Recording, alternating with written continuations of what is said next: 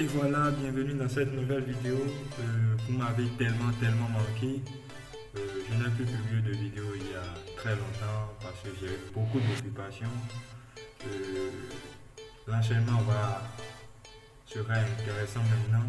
Nous allons d'abord continuer avec la série de vidéos sur le cours de langage C. Après ça, nous allons commencer de nouvelles bonnes choses. Et donc, pour ceux qui ne me connaissent pas, moi c'est Quinayon Merveille. Je fais depuis un certain temps des vidéos sur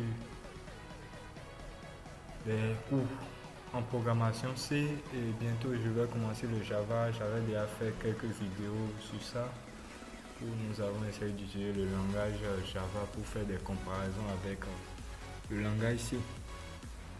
Sur ma chaîne, vous pouvez aller sur ma chaîne, vous allez voir ces vidéos-là. À présent, nous allons continuer avec la bibliothèque stdlib.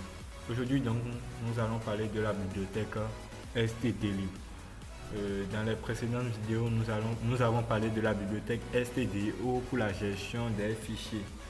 Aujourd'hui, nous allons aborder stdlib qui nous permet essentiellement de gérer la mémoire du système lorsque nous déclarons les variables. Dans cette bibliothèque, nous trouvons principalement deux fonctions. La première qui s'appelle malloc et la seconde qui s'appelle free. Quelle est l'importance de cette bibliothèque? Au cours de cette vidéo, nous verrons cela. Et donc, pour commencer, commençons par une petite problématique. Supposons qu'on veut définir un tableau dont on ne connaît pas encore la taille. Qu'allons-nous faire? Et moi, dans mes débuts de programmation, c'est le programme que j'écris toujours. Il suffit que je déclare un entier n, je demande à l'utilisateur quelle est la taille qu'il veut. Il me met la taille et je commence par j'utilise ce qu'il a entré pour déclarer mon tableau. Là, c'est une mauvaise pratique que j'ai découvert plus tard. La chance que j'avais eue dans le temps, c'est que le compilateur GCC ne me mettait pas d'erreur et c'était à cause de ça que je n'ai jamais perçu l'erreur là. Mais je crois que sur d'autres versions, cela n'est pas possible. Aussi, là, et pour ce cas-ci, c'est l'utilisateur qui entre le nom. Prenons des cas où on ne connaît pas la taille à l'avance. Comment gérer? Donc, c'est là intervient l'utilisation de malloc et de sizeof. Donc, j'ai pris un exemple ici pour pouvoir nous montrer comment utiliser la bibliothèque stdlib pour pouvoir gérer les questions de mémoire. Il s'agit d'enregistrer les notes des étudiants, disons.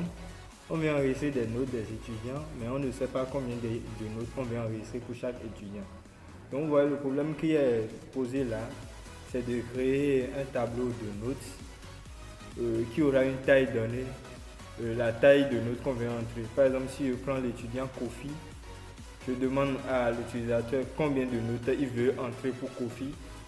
L'utilisateur met 5, donc je crée en même temps, après qu'il ait mis ça, je crée un tableau de 5 espaces.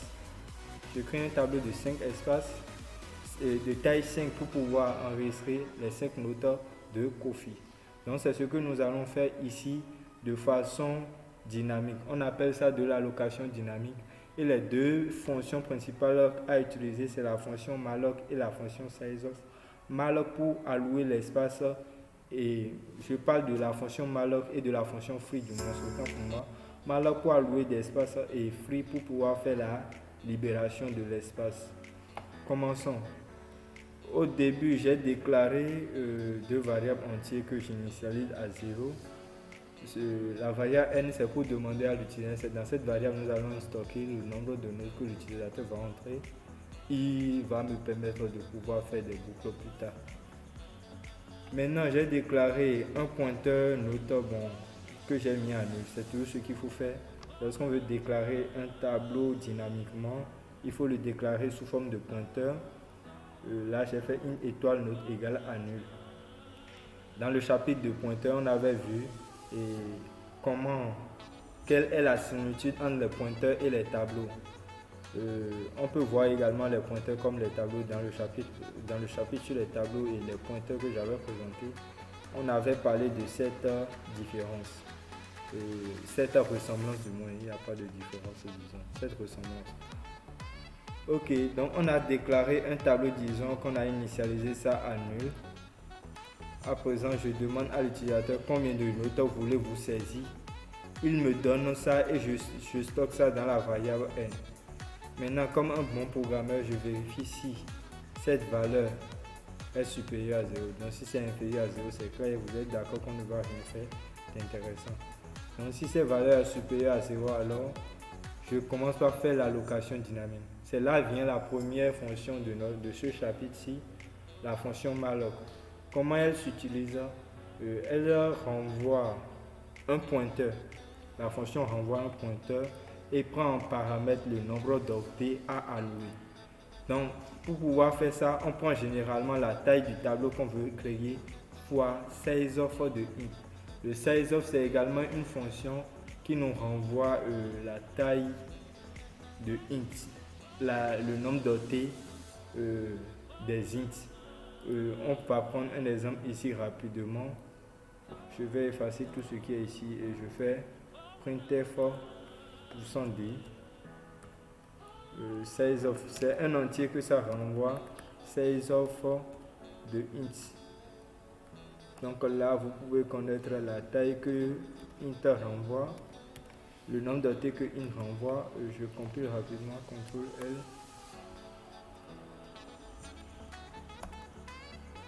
Wow, ok, je n'ai pas mis de virgule. CTRL.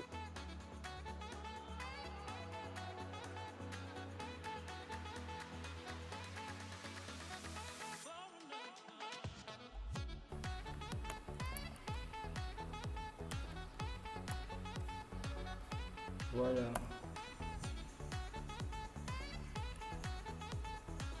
Vous voyez, ça me renvoie 4.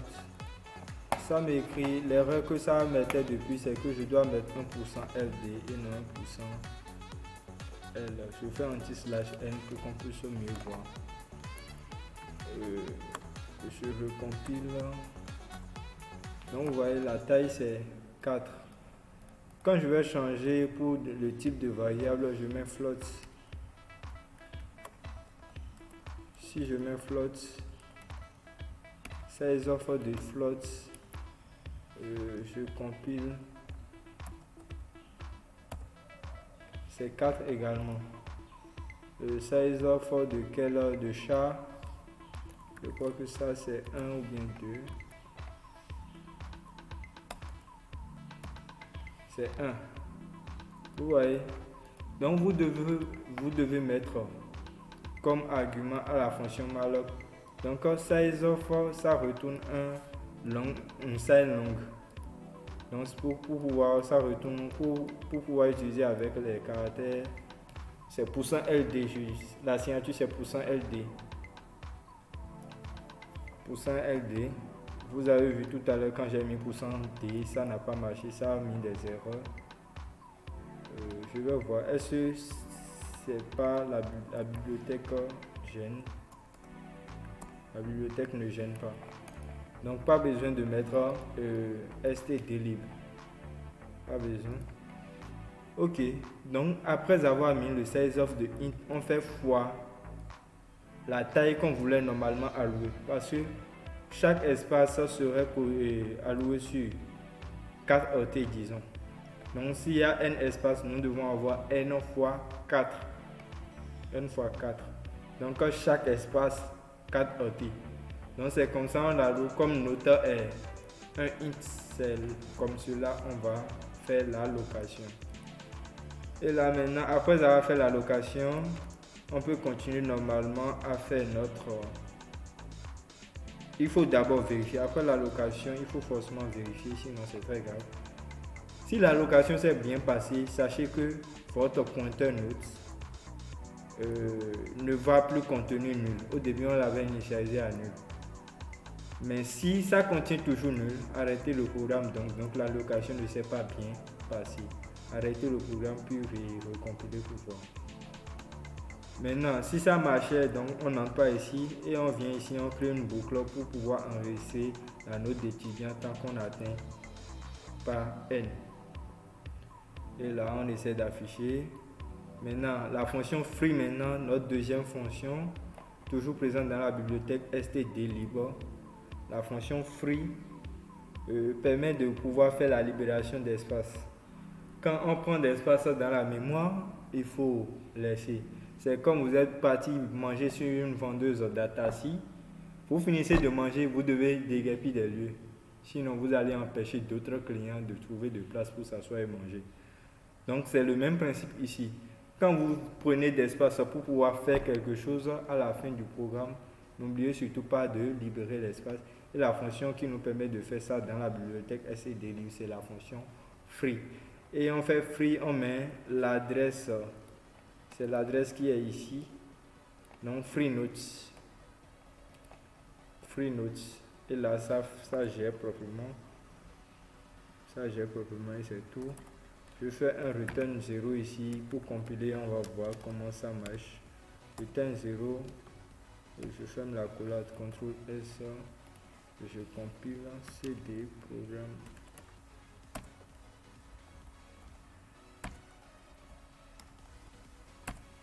Combien de notes voulez-vous saisir? Je mets 4 notes. Note de l'étudiant 1, 15. Note de l'étudiant 2, 16. Note de l'étudiant 3, 17. Note de l'étudiant 4, 18. Vous voyez, les notes des étudiants, ils nous ont présenté 15, 16, 17, 18. Eh bien, c'est tout pour cette vidéo. J'espère que ça vous a plu. Dans la prochaine vidéo, nous allons utiliser l'allocation dynamique pour pouvoir faire une manipulation avec les matrices. Nous allons créer des fonctions pour créer des matrices de façon dynamique. L'utilisateur va entrer la taille de la matrice, les dimensions de la matrice, et nous allons créer de façon dynamique des fonctions pour créer ces matrices-là. Et aussi, nous allons essayer de faire quelques calculs basiques sur les matrices en C, que ce soit le calcul, la somme de deux matrices, calcul de la trace, quoi encore, la transposée. Dans la prochaine vidéo, pour pratiquer véritablement l'allocation dynamique. Merci et à très bientôt.